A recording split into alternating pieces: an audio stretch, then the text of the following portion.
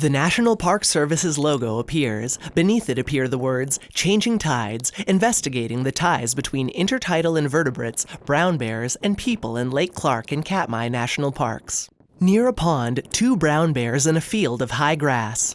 They're constantly surprising me with the different behaviors they do. I get to see little cubs riding on moms' backs and bears mating and wrestling and chasing each other on the intertidal.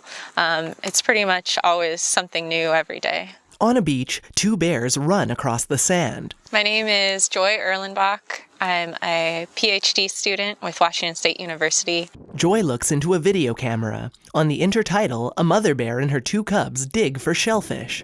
My focus on the Changing Tides project is trying to understand how coastal bears are making a living. So what food resources and habitats are most important to them, and how those things affect weight gain, which is the biggest currency for cub production and population success. A mother bear and her 2 cubs make their way through a field of high grass. Early season food resources can be really important to bears, and when bears come out of the den in the spring, if other areas are still snow covered, then they might not have access to vegetation in those areas, whereas coastal areas and the intertidal specifically are more likely to be snow free, and so it might be a foraging area that is available when others are not. So we might suspect that bears are more likely to be clamming early in the spring and maybe not clamming in the fall, but we need to find out if that's true. And so I do observations throughout the whole summer, just distributed so that I get some of each part of the season.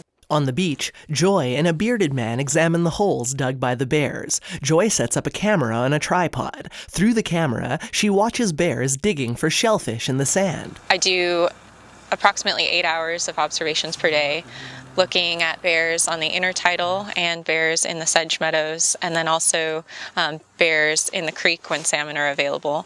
I will glass an area with binoculars and a spotting scope looking for animals, counting each animal and any dependent young that it has.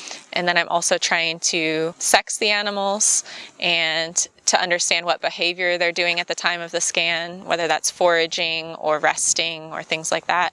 Then I'm also collecting focal animal observations, which is focusing on one animal at a time and really watching that animal's specific behavior. Through her camera, Joy watches 2 bears in a field of high grass.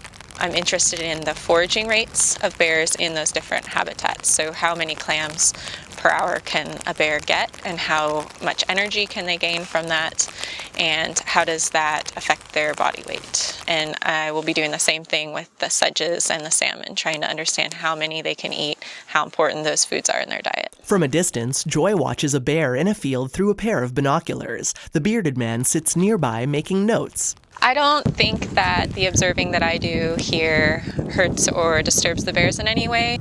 Our observations are non-invasive. I'm using a spotting scope and binoculars, and I'm trying the best I can to not affect the bear's natural behaviors and still gather the data I need. So in most cases, I'm hundreds and hundreds of yards away from the bears, and the visitors and guides are often much closer. So I'm able to collect my data from distances large enough that it shouldn't affect them. A small plane lands on a beach, then taxis toward 3 other small planes. One of the ways that we're tying human impacts to this project and to bears is if the presence of people is affecting the bear's ability to forage and how successful they are at foraging, then we might also be able to see that.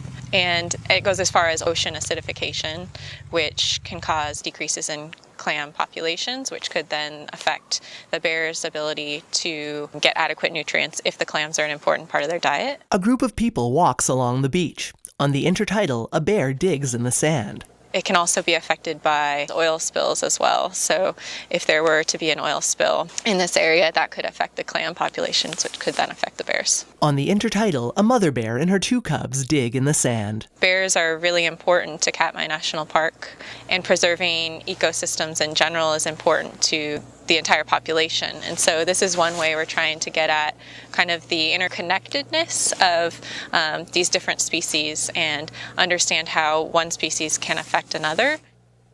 And if we can understand the importance of intertidal invertebrates in bear diets, we can try to preserve those for the success of the bear populations here. The mother bear wades into the water. The National Park Service logo appears. Caption, video by Katie Kritz. Credits, described video by Descriptive Video Works. Special thanks to Carissa Turner, Grant Hildebrandt, Deb Cooper, Katie Nicolato, Dennis Bailey, Troy Campier, and Jim Pfeifenberger.